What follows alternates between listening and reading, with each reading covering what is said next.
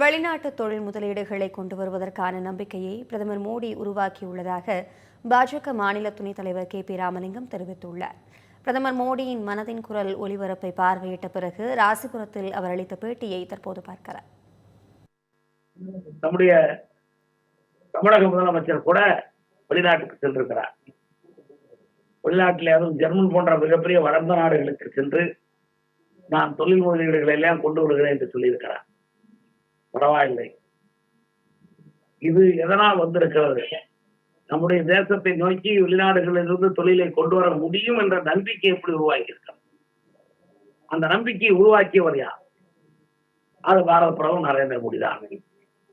இவர் இன்றைக்கு வேகமாக நான் போய் தொழில் அதிபர்கள் எல்லாம் சந்தித்து தொழிலை கொண்டு வரப் போகிறேன் என்று மார்க்கெட்டை கொண்டு செல்கிறார்.